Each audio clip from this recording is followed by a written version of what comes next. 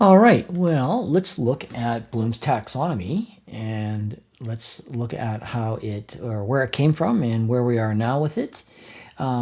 Just one point of important note is that Bloom's taxonomy is used in the program of studies for every outcome, and it starts with one of the verbs or a word that would describe what the students are about to do, such as students will explore, students will create, students will analyze, things like that. Okay, so let's take a look at where Bloom's taxonomy came from. So it came from a guy named Benjamin Bloom.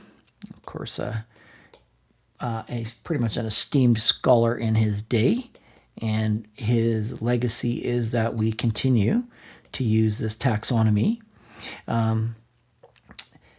today. So the original taxonomy came out in 1956.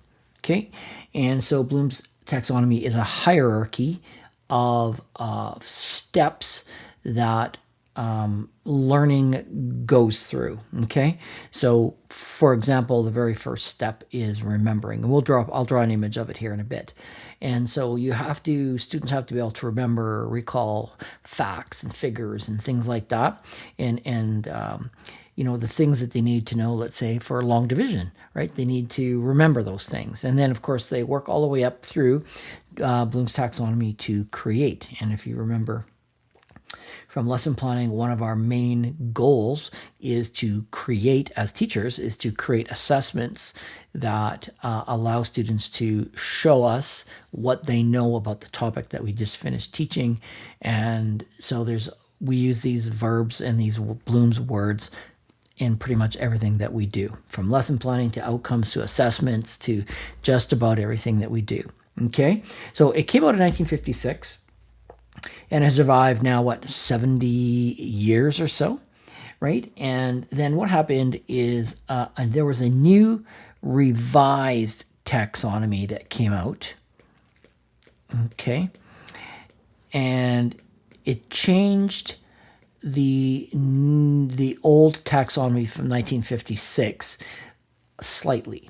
Okay, so the one that we will use is the new taxonomy, and that one was, like I said, sort of revised, and it was revised in 2001 by a gal named Lauren Anderson and David Crothwall. And David Crothwall, I don't know that much about, but I can tell you about Lauren Anderson. She was Benjamin Bloom's doctoral student. Okay, so she was fairly familiar with his work. She was fairly familiar with the taxonomy, but a big 50-year gap there was enough for Anderson and Crothwall to say we need to revise it. So the 2001 revised taxonomy is the one that you'll find that is used now. You still, if you were to you do a Google search or some kind of other search engine and ask, it's just type in Bloom's taxonomy, you can get the 56 version, but that's why you need to make sure that you're familiar with the 2001 version so you don't mess them up. Okay, now in 2017 there was an organization that came out with another level to Bloom's taxonomy, which I think is really, really important. And that was in 2017. Okay. And I'm just going to say I think we could call it an unofficial level, but it's a level we're going to use in this class because I think it's important. So a new level added to the taxonomy. Okay, taxonomy, perfect. Okay, and that level, or the word that is associated with that level, is sharing. Okay, so you could also look up, and we're not going to use it officially in this class, but you could look up, and you might find the word collaboration out there now. In 2022, a guy named Richard Heller came out with the idea that collaboration should be added. And we all know that collaboration is an important part of teaching and learning, but I'm just sort of a little hesitant to add more levels than there already are, because I'd like to try and stick to the I don't know, more traditional ones. Okay, so what we're going to do then is let's draw the actual taxonomy. And again, if you were to search this up on the internet, doing a web-based search, you would find that primarily the shape that you would find is a triangle. That was a world's worst triangle, but we'll work with it anyways. Okay, because I think I can move it down a little bit. Yeah, maybe just, I don't know, top her off like this. And use my eraser. I'll just cheat a little bit there. Kind of like so. Okay, like I said, world's worst triangle, but we'll work with it. All right, there we go. Just make sure I'm in the right color. So, like I said, at the very bottom of Bloom's taxonomy is the word remember. Okay, and this is the revised one. Okay, and of course what we're looking at is just recalling facts, figures, things like that that students would again need to know for basic knowledge of whatever topic it is that they are going to encounter. Okay, the next level is understanding. Okay, and well, if I'm going to do understanding, I'm going to just make this remembering. Either way is fine. Okay, but I'll keep them all the same way.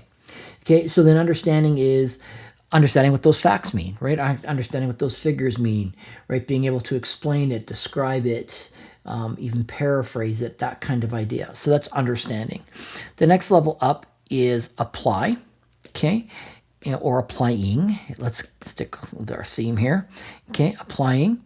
Okay, and then in this level is again the word as it does apply or imply, is that they're taking those facts and figures or concepts and they're actually being able to apply them, model them, perform them, and use them in some way. Okay, now where we have a little problem here is that the next word up is analyze. Okay, analyzing. Okay, and where the problem is both of these start with an A. So you'll need to figure out which one goes first. I have a way in my head that I figure it out. But these were the ones that typically, if you have to reproduce this for me, get mixed up. So just so you're aware of that. Okay. And then so under analyzing, what we're looking at is breaking down information basically into its component parts. So, criticizing, associating things, categorizing things, that type of idea. Okay. The next level up is evaluating, let's say. Okay. And of course, what it sounds like is we're kind of judging things for their value based on, the information and stuff that we've already learned. They can argue, they can justify, they can even compare at this stage. Okay. Now, if we didn't have, and I'm going to just leave this little tip here for the extra level, which was we knew already was sharing, and I'm just going to write that out here. Okay. Okay. And then, so the top level, officially, according to Crathwell and Anderson in 2001, is creating or creating. Okay, and this is where we need, by the end of a unit of study or things that students learn, this is where we need to end up. Okay, and so everything leads to them being able to demonstrate or create something that shows their understanding based on the outcomes that they've just learned. Okay, and of course, why I like sharing is because in this day and age with social media and our smartphones and all the other kinds of technologies that we have, I think it's really important for us as educators to share the great things that we are doing in our classrooms with the community, with parents, with the other students in the school, that kind of idea. So I think that sharing is a really important thing for us to do at the very top of our pyramid here. Okay, so that is sort of the pyramid in a nutshell. Okay.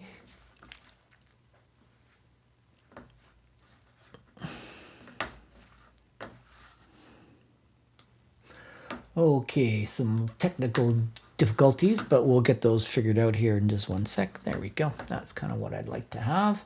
So yeah, so the pyramid, sort of this analogy, this pyramid reinforces sort of the assumption that these lower skills are like a broad foundation.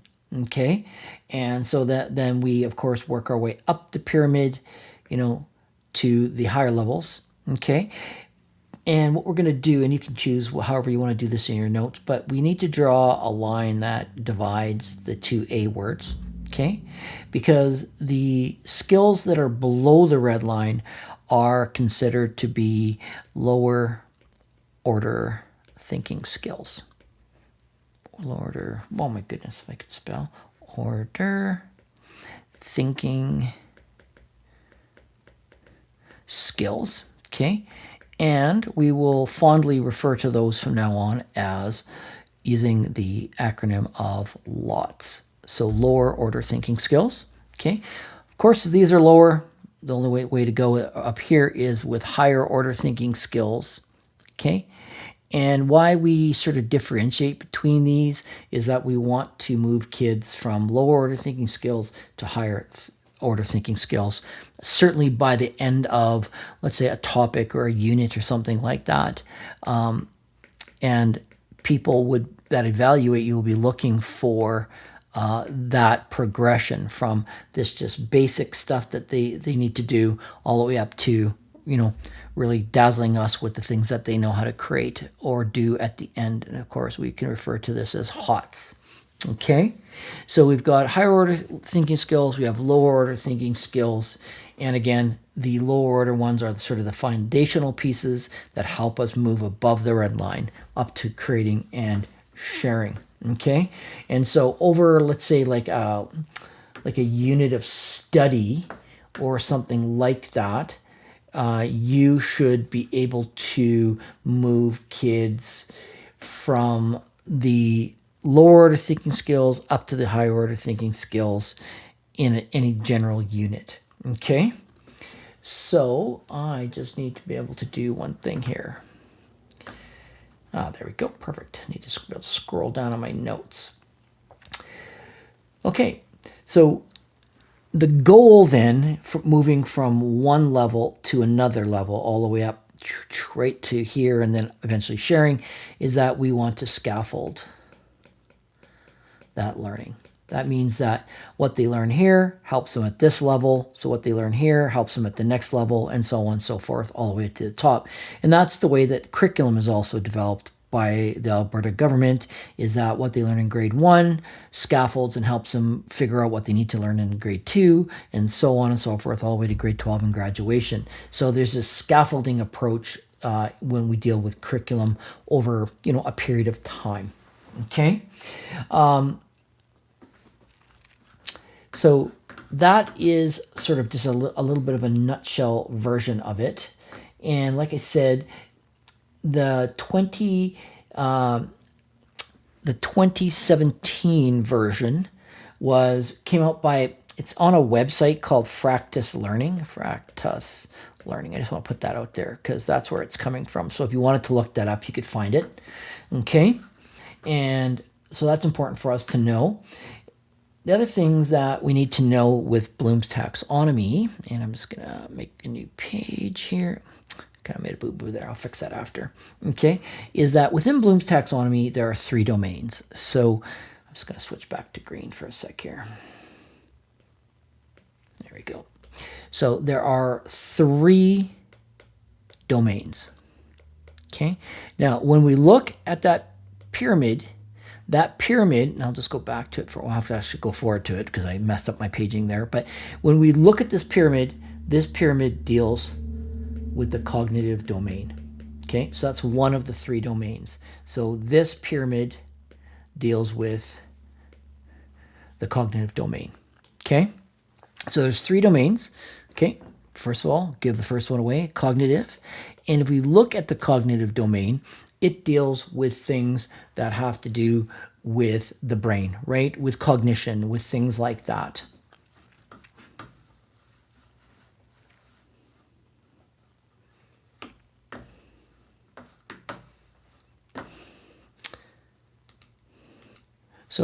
In week 4, there is a Bloom's Readings and Resources topic. Inside that is a folder of all kinds of Bloom's goodies that I've given you.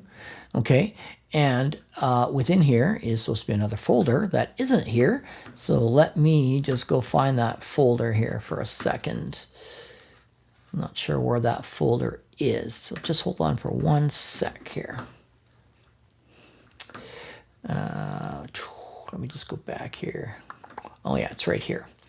So I will move that in there. But so we're going to look at the cognitive domain here, and these outcomes, and I'll just make this bigger so it might be easier for you to see it. Okay, so these outcomes, cognitive domain uses verbs that measure things related to knowledge and intellectual skills. Okay, and so what I would like to have here is to show you these different levels. Okay, and so I've numbered them so it's easy for us on our lesson plans to show which levels of Bloom's taxonomy you're using. I'm not asking you to add the specific words. I should be able to see those in the outcomes and some other statements that you might make in the lesson plan. And whichever ones that you use, then you will label them. There's by no means you have to use them all. You might use a couple, you might only use one, and certainly depending on where you are in your lesson, if this is like lesson 1, you certainly wouldn't be having a C6 in your lesson. So again, the cognitive domain deals with knowledge and intellectual skills and things like that. Okay, and again, here we are. And so in your lesson plans, I want you to label them according to their column number. Okay, so let's just go back to, let me just find that thing here. There we go. Let's just go back to our lesson here. So that's a cognitive domain. The next domain is the affective domain, so with an A. Okay, and that deals with things, you know, an image or an icon that's typically attributed to that is the affective domain. Okay, so I'll just close that one up and I'll open up the affective domain. And I'll make it a little bit bigger for us here. Okay, and it uses words that measure internalization. But if we look at them, again, I've put them in columns for ourselves here, right? Are receiving, responding, valuing, organizing, and characterizing or internalizing. And if you look some of the words under each one, you'll see that there are some similarities across the different domains, but you can see care for, you know, recognize, adapt, adopt. Here is group or improve. And up here at the highest level of the affective domain would be being an advocate or acting upon something or defending something, that or justifying a behavior, that kind of idea. So again, depending on the class that you teach, you may incorporate some of the affective domain things and you may not. Okay, so that's the affective domain. And then the last one here, as you can see, is the psychomotor. So the there we go, psychomotor. And that has to do with like kinesthetic type of things, right? With your, by doing. So again, that would apply to probably some types of subjects or classes more than others. And if we look, if we look at the psychomotor domain here, I just want to make that a little bit bigger again.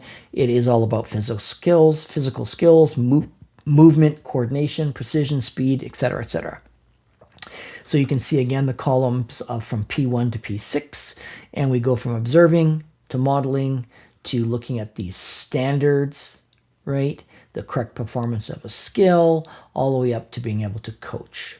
Okay, and of course you can see some of the words here again that are used, you know, being able to see something, being able to imitate it, being able to discriminate what, you know, or something like that, and then customize, develop, all the way up to things that would go with coaching, right? Training, teaching, instructing, etc.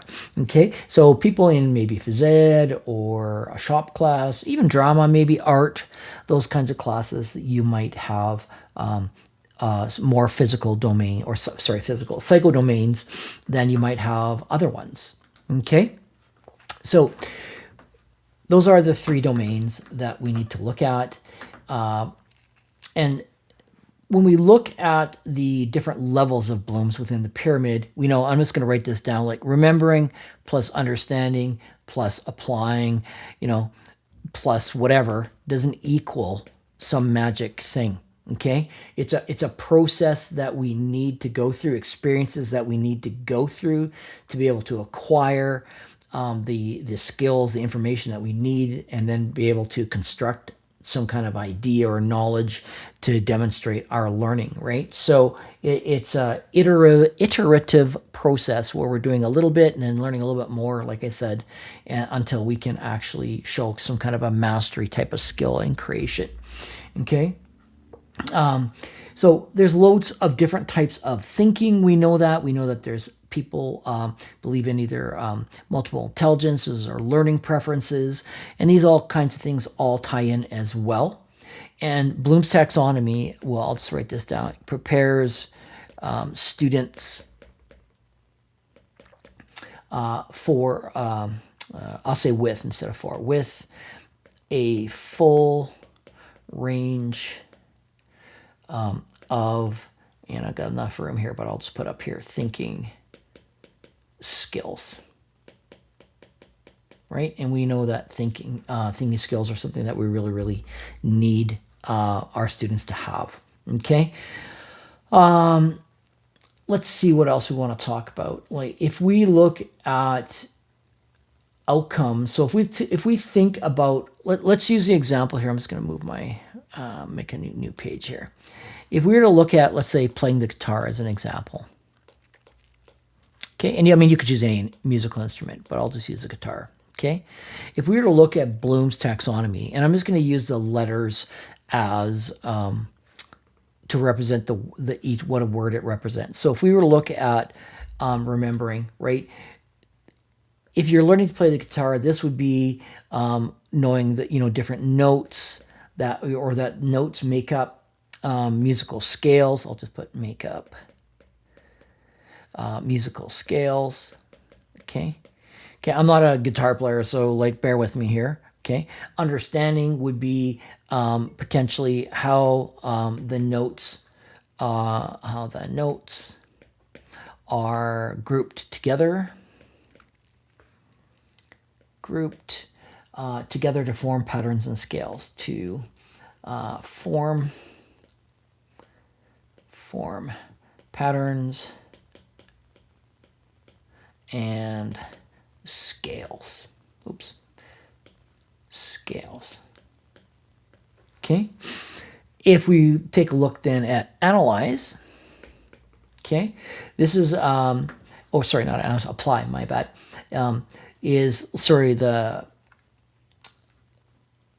The theory, okay, by learning to play,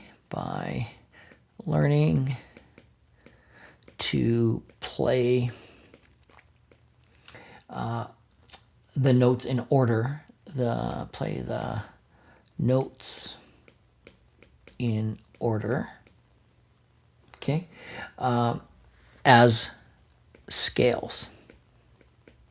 Okay, so that would be apply. I'll just put an AP there. Okay, and then the next A, and remember here is our, just like here is our dividing line. I'll just make a line there like so, right, between higher order and lower order thinking skills. So these are our lots. Okay, and then we move on to starting the higher order thinking skills with analyze. And so this would be analyze a piece of music. To see how the notes fit together, how the notes fit together to make a melody,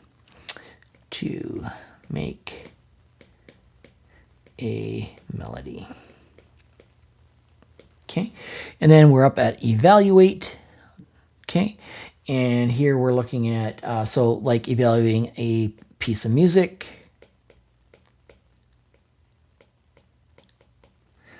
To see where the notes can be changed. Let's say to a piece of music, to see where The notes can be changed.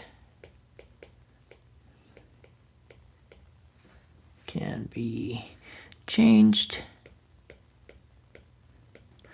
Okay. To improve it. To improve, I'll say the piece.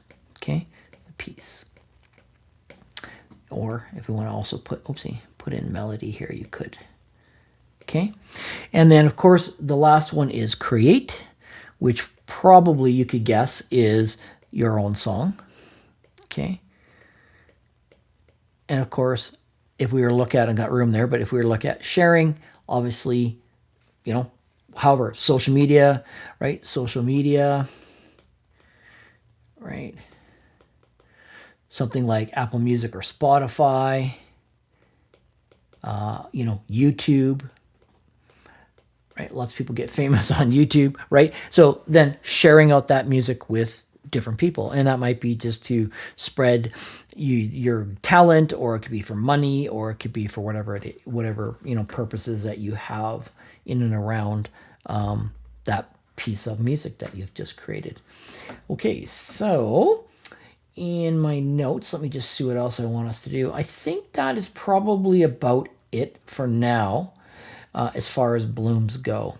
So I will show us in a lesson plan while we're and I'm going to model a lesson plan for everybody, how we then would apply blooms within that lesson plan. Okay, so this is it for notes for Bloom's taxonomy. And if you've got any questions or things that maybe aren't making sense to you or something like that, don't hesitate to reach out to me. Okay, thanks everybody.